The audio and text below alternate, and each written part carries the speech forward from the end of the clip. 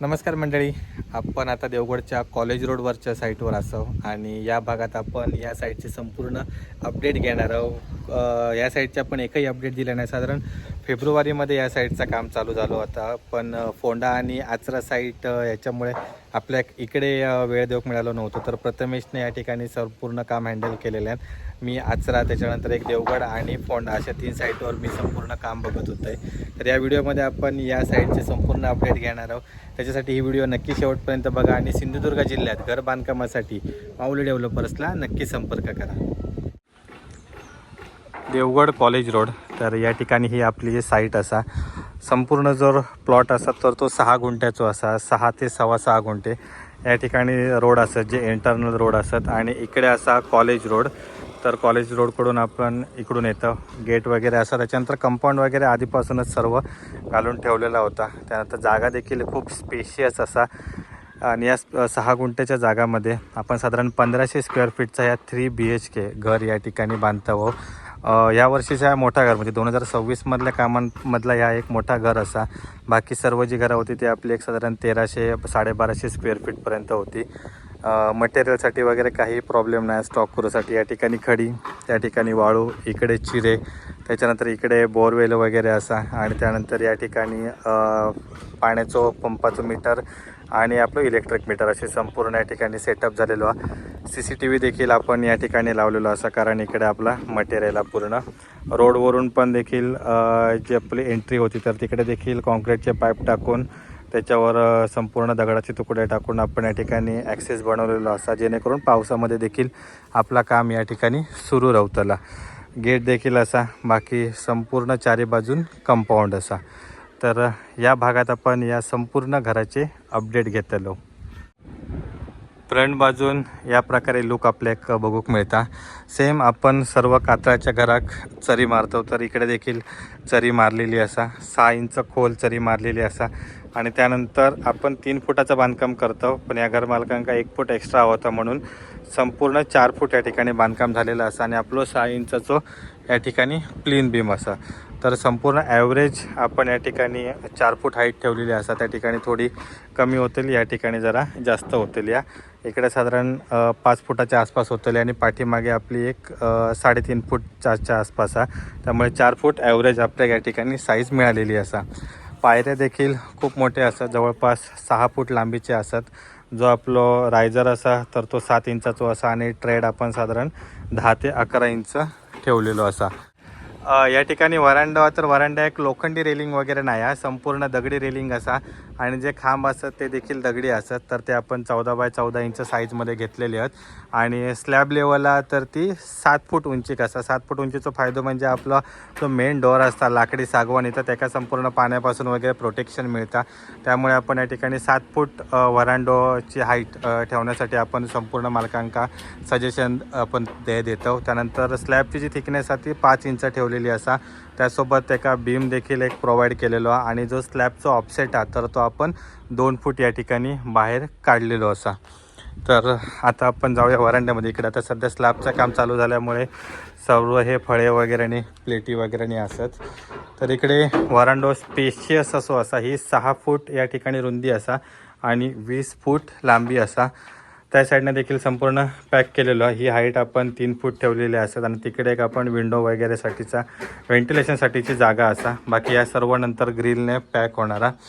Front साईडला या ठिकाणी मेन डोअर असा तर तो आपलो 4 फूट रुंदीचो आणि 7 फूट उंचीचो या ठिकाणी असा, जे आपली कॉमन साईज असा.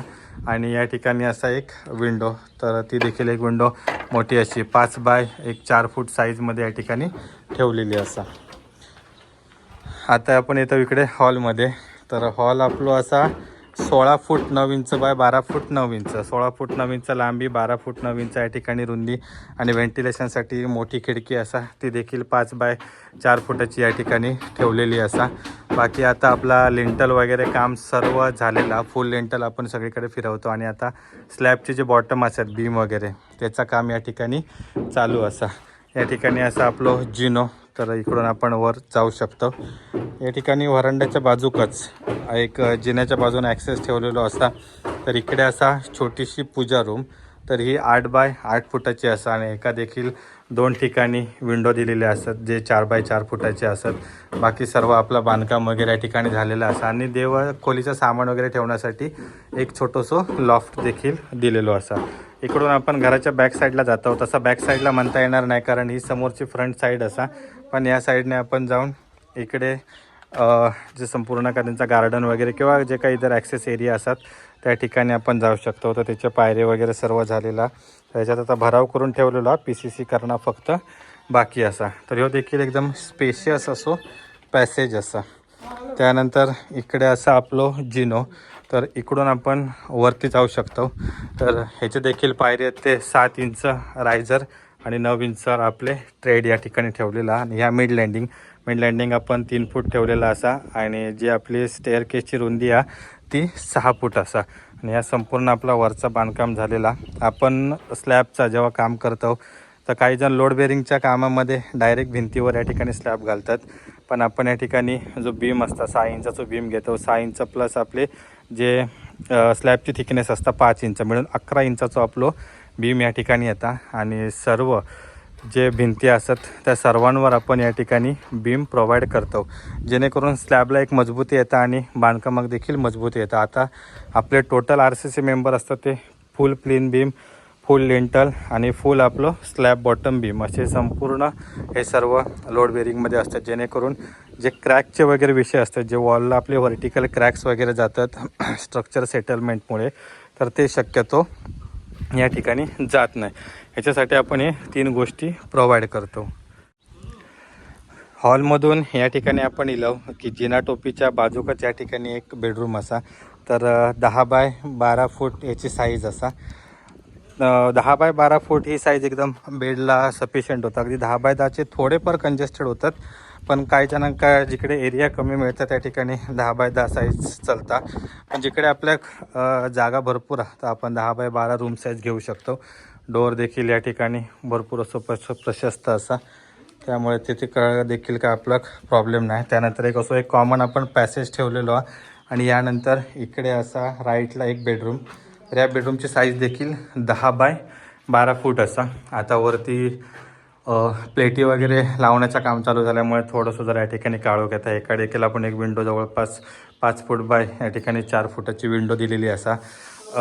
पहिल्यांदा आपण या ठिकाणी सामान ठेवण्यासाठी जे असे ऑफसेट दिलेले आहेत, कारण यांच्याकडे जागा वगैरे देखील भरपूर होती, त्यामुळे एक कपाट वगैरे या ठिकाणी देखील होऊ शकता.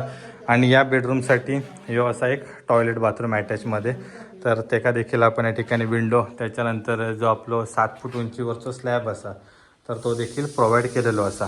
तर ह्यो बेडरूमचं टॉयलेट असल्यामुळे ह्याची जी रुंदी असा तर ती 4 फूट ठेवली आहे. लांबी फक्त आपण 1 फूट कमी केलं. कॉमनमध्ये आपण 4x7चं ठेवतो, तर ह्यो 4x6 फुटाचं असा. बाकी या ठिकाणी आपलं संपूर्ण शटरिंगचं काम चालू आहे. माऊली डेव्हलपर्स, तर आपण सगळे जे प्रॉप्स वगैरे असतात ते सर्व या ठिकाणी लावलेले असतात लोखंडी. आता आपण लाकूड वापरूचा शक्यतो कमी केला असा, कारण लाकूड सध्या शॉर्टेज असतं भयंकर. त्यानंतर इकडे एक असा आपलं कॉमन टॉयलेट बाथरूम आणि असा किचन. तर कॉमन टॉयलेट बाथरूमची देखील साईज असा तर ती 4x6 फूट असा. त्या ठिकाणी देखील वरती आपण स्टोर रूमसाठी एक स्लॅब टाकलेलो आहे, तो देखील आपलं 7 फूट उंचीवर असा आणि वरची जागा देखील आपण यूज करू शकतो. आणि या ठिकाणी असा किचन, तर किचन असा हे 10x12 फूट साईजचं असा. आणि एका देखील 2 विंडो. त्याच्यानंतर या ठिकाणी मालकांका 2 लॉफ्ट हवे होते, त्यामुळे आपण या दोन्ही भिंतींका या ठिकाणी लॉफ्ट प्रोव्हाइड केलेले असतात. बाकी ओव्हरऑल सगळा बांधकाम वगैरे झालेला असा. आणि या ठिकाणी वरचा काम देखील झालेलं असा. तर आता इकडे अजून झाल्यानंतर या सगळा क्लिनिंग वगैरे होताला, कारण स्लेरी वगैरे खाली पडली तर ते संपूर्ण घट होता, म्हणून आपण या ठिकाणी सर्व क्लिनिंग आधी करून घेतो. तर ज्यावेळी आता या शटरिंगचं काम कंप्लीट होईल त्यानंतर आपण या सर्व क्लिनिंग करणार असो. किचन नंतर या ठिकाणी अजून एक बेडरूम असा. तर या बेडरूमची साईज देखील 10x12 फूट आहे. त्यानंतर विंडो देखील आपली एक 5x4 फुटाची असा. या ठिकाणी एक टॉयलेट बाथरूम देखील असा मास्टर बेडरूमला.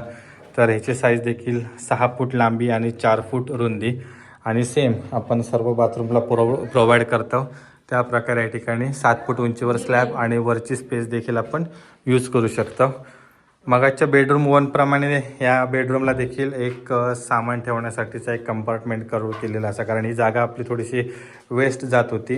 रूममध्ये पण ॲड झाली असती, पण आपण या ठिकाणी तिकडच्या बेडरूमला स्टोअर रूम दिलेलो आणि या बेडरूमला इकडून दिलेलो. तर असे 2 त्या ठिकाणी डिझाईन केलेला असा. आणि इकडे बाकी एक लॉफ्ट आपण प्रोव्हाइड केलेलो जो आपण सामान वगैरे ठेवण्यासाठी. आपण आता वरती स्लॅबवर येलो. तर इकडे आपला प्लेटचा वगैरे काम झालेला असा, बीमचा शटरिंग झालेला असा. त्यानंतर जे आपली 9 इंचाची आपण संपूर्ण साईड मारतो त्याचा देखील काम झालेलं आहे. हे सर्व पॅसेजचे स्लॅब असत. हे गॅप वगैरे फक्त आपले फिलअप करूचे असत. हॉलची साईज आपली 20 फूट असल्यामुळे आपण या ठिकाणी मध्ये एक बीम घेतलेलो आहे, तर त्याचा देखील या ठिकाणी काम झालेला असा. तर ह्यो बीम आपलो असा 7 इंच आणि 5 म्हणजे 1 फुटाचं संपूर्ण बीम आहे. आणि याची लांबी काय 12 फूट आहे. त्यामुळे याच्यामध्ये ज्या प्रकारे आपला स्टील असताना 16-12चा कॉम्बिनेशन आपला येणारा. जिना टोपीच्या वरती इकडे आपली वॉल असल्यामुळे इकडे देखील आपण एक बीम घेतलेलो असा. तर तो देखील आपलो बीमच्या बारे थ्रू आऊट या वॉलवरून येणार ते इकडे जाणार आणि त्याच्यामुळे आपण या ठिकाणी वरती बांधकाम त्या ठिकाणी करू शकतो. तर बघूया अजून एक 4 ते 5 दिवसात या संपूर्ण काम पूर्ण होईल. पाऊस देखील शक्यतो येत आता. आज तारीख असा 4 जून आणि केरळमध्ये दाखल झालो तर 7 ते 8 दिवसात या ठिकाणी दाखल होईल.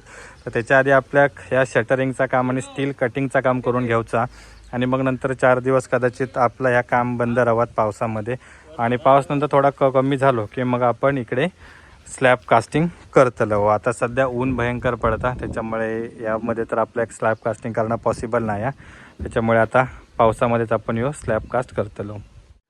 या घराचं काम चालू झाल्यापासून अजिबात अपडेट नव्हते, त्यामुळे घरमालकाने देखील आपल्याला फोन करून वगैरे सांगत होते की आमच्या कामाची अपडेट वगैरे द्यावा, कारण फोंडा आणि आचरा साईटवर गडबडीत असल्यामुळे इकडे वेळ देऊ गावलो नव्हतो. तर ह्या काम देखील आपल्याकडे व्हिडिओच्या मार्फतच इलेला असा.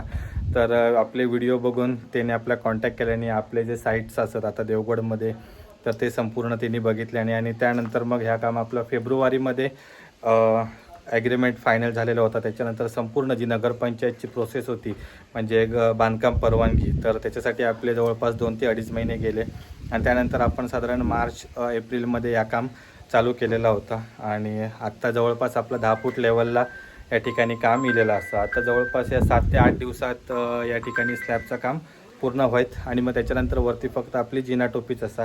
त्यामुळे आता पुढच्या कामांना काय वेळ लागायचा नाही. म्हणजे आपल्या आता फोंडा साईट फिनिश झाल्यानंतर जी आपली संपूर्ण प्लास्टरची आणि लादीची टीम असतात तर ती संपूर्ण या ठिकाणी येतली. आणि या काम देखील आपलं टार्गेट असं की साधारण सप्टेंबर ते ऑक्टोबरपर्यंत कंप्लीट करूचा.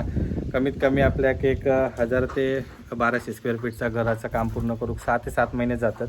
पण आता पावसाळ्याचे दिवस आहेत त्यामुळे त्याच्यात किती दिवस आपल्याला काम करूक मिळतं हा देखील बघूचा लागत. तर ही व्हिडिओ मी इकडे सेंड करतो. ह्याच्या पुढच्या भागात आपण फोंडा साईडचे तुमका अपडेट देणार असो. त्याच्यासाठी पुढची व्हिडिओ देखील नक्की बघा. सिंधुदुर्ग जिल्ह्यात घर बांधकामासाठी माऊली डेव्हलपर्सला नक्की संपर्क करा.